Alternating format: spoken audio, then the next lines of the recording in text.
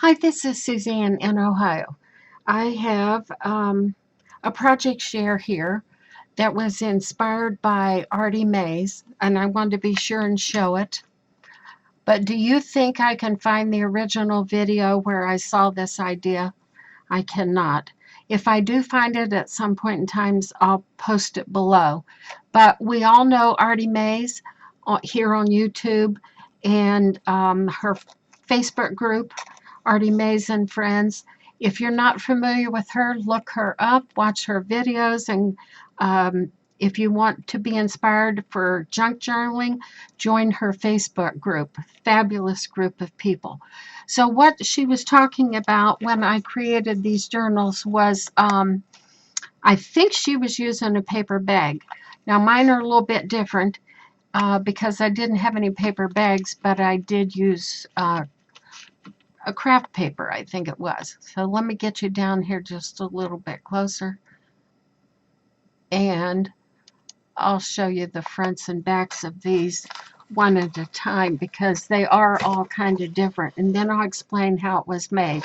So this little journal is kind of a wraparound. I permanently attached the elastic and put a little bead on it so it just swings there, and then I made it so it would overlap and close itself.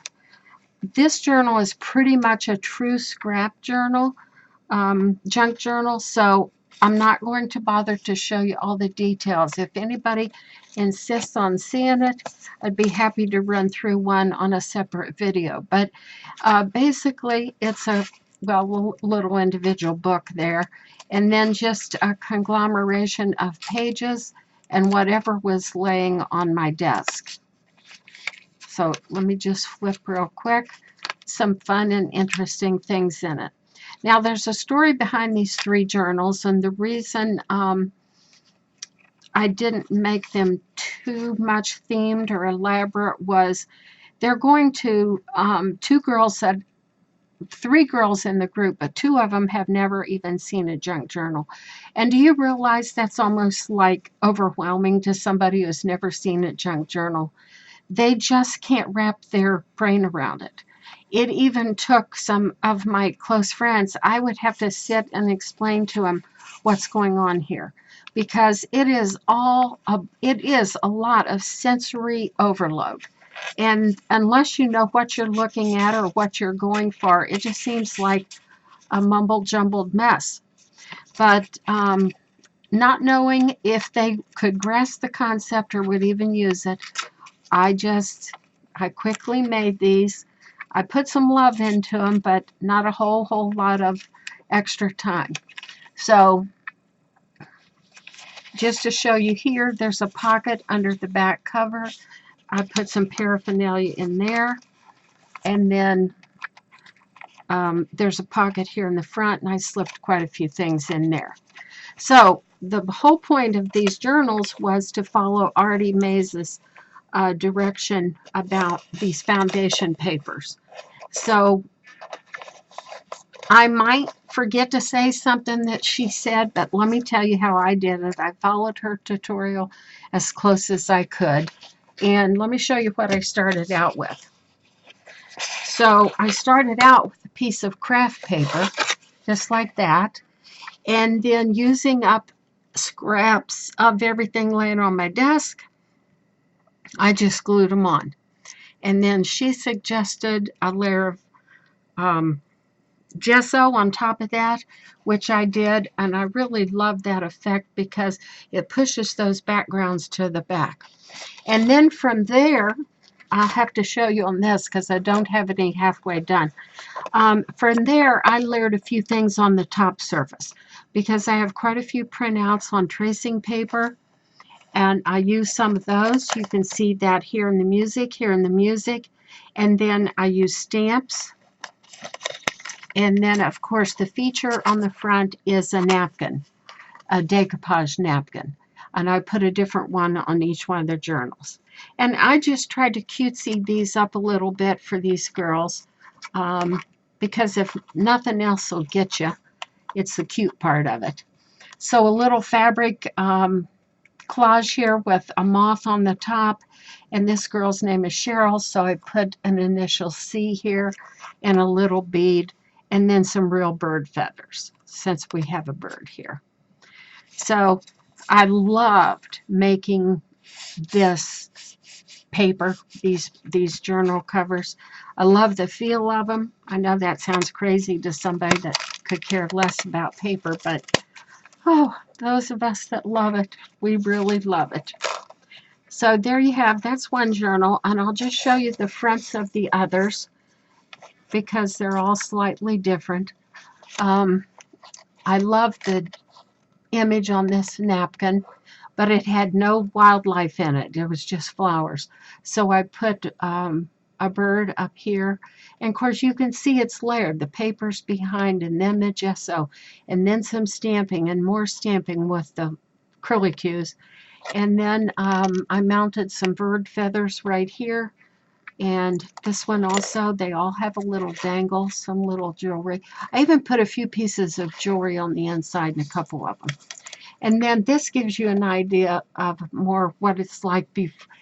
It might look like this before you put the napkin on it. So you have a nice surface to work with, and you can put anything on top of that. And the more that shows through each layer, the more interesting it gets. And so one more here. This one, this little European robin was on a napkin, and I mounted this on here. This girl's name is Sharon, so I put an S, a bead, a B, bird feathers,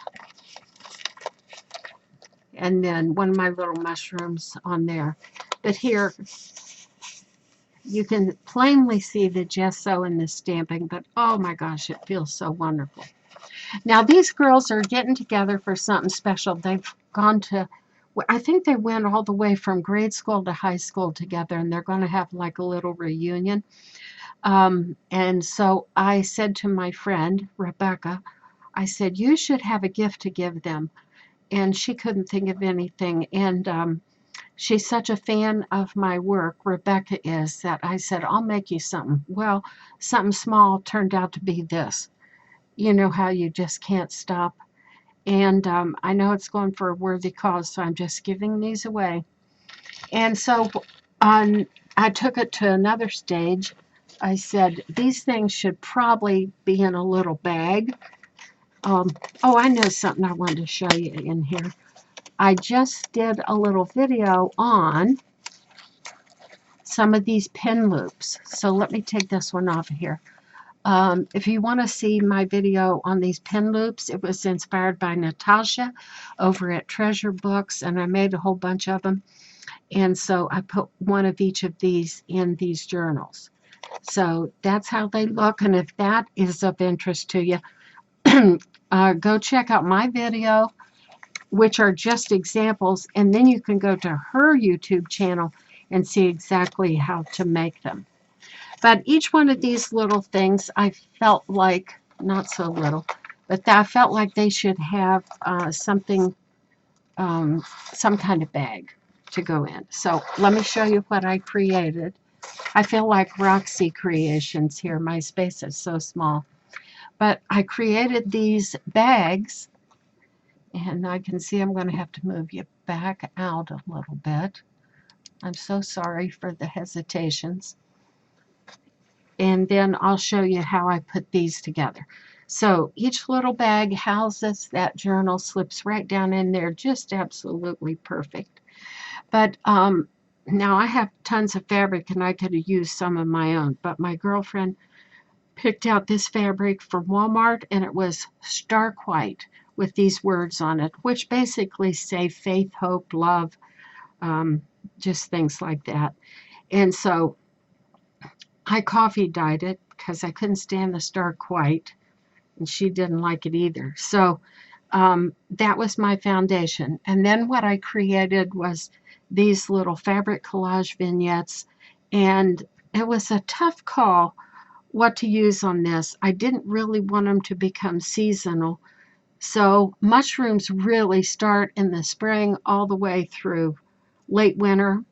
So even though a lot of us associate it with fall, they really aren't. They come out in the spring. So, but I made a vignette out of, I put 3 of my fabric applique mushrooms on each one of them. And so let me show you what an applique looks like so you can kind of understand how it's done.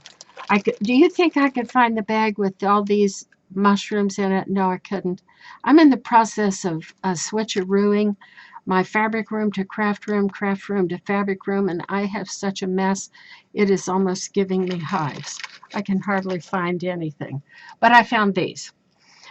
So these are the same process. It's painting on fabric, and then I free motion sew around the edge and sew the veins in and then cut it out. And it's done on a real light foundation. So a real light foundation, and I web fuse my fabric to that foundation and then stitch around them and then cut them out. Don't ever cut them out first and then think you're going to stitch around them. Oh my gosh. But these were some of my fall leaves, and I'll probably do a project with those at some point in time. But if I put fall on this, then it kind of says fall the whole time, and I wanted it to be more timeless for those girls. So that's just to show you what a fabric applique really is. Now, of course, you could get a print of you could do a print of a leaf. You could do it with a brayer and paint, print it on your fabric, and then free motion sew it and then cut it out. I just happened to be in a time in my life where I was freestyle painting all of these for some fabric arts projects, and so that's what I had. So back to the mushrooms. So it's really a simple collage. A few pieces of fabric, few snippets of fabric, few snippets of lace, and eyelash trim and beads at the base of every mushroom.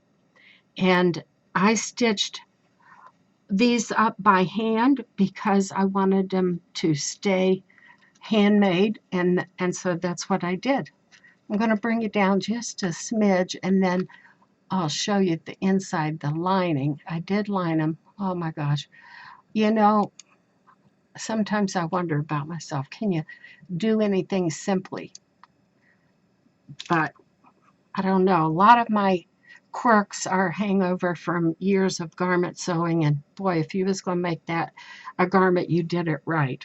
So on the back, just 2 scraps of fabric. This is fabric, a scrap of a doily or a dresser scarf, and then these would be your pencil pockets or scissors or tape or whatever else you want to put in it. And then they pull together with a drawstring, and I just used torn fabric, the same as the main body, and worked it through there with a safety pin, tied a knot. So on the inside, each one of them has a different lining. And then, now I take that back, I did 1 seam on the sewing machine, but then I stitched down the seam salvage by hand. I wanted the hand sewing to show. So there's one up close, and here's another one. And each mushroom is different. Now, these mushrooms were not hand painted. These were all made out of batiks. And because batik has such textures and prints and designs in it, it lends itself wonderfully to things like these mushrooms. And then similar pocket on the back. And then, oh, I should show you the lining because each lining is a little bit different. Little country lining in there. And then this one. So I think they're kind of all seasonal. When you look at them up close and you touch them, you can feel the beads and the fibers, and they just kind of come alive. And this lining is a dark brick red little flower. So there you have my ARTYmaze inspired project, and I must have 15, I think at least 15 more sheets of this, and I can't wait to do something else with it. But I need some different stamps. I have very few. I have very few of what you would call commercially produced tools. products, just the bare necessity. And so I end up creating a lot of things myself. So I might carve myself a different stamp. I might make a stamp out of, hot glue or string, or, just something that's different. I like that part of the process as well. So thank you, ARTYmaze. And I'll be posting a sample of this on ARTYmaze and Friends Facebook group. And then I hope this inspires you. And go to ARTYmaze and hunt up that video that she was making those papers. It might have been done in 2 or 3 different sessions. I can't remember. But listen, thanks to all my YouTubers. Thanks for watching. I appreciate you so much. And if you liked anything in this video, please give me a thumbs up. And if you haven't subscribed, do so. And enjoy crafting, creating. Thank you. Bye.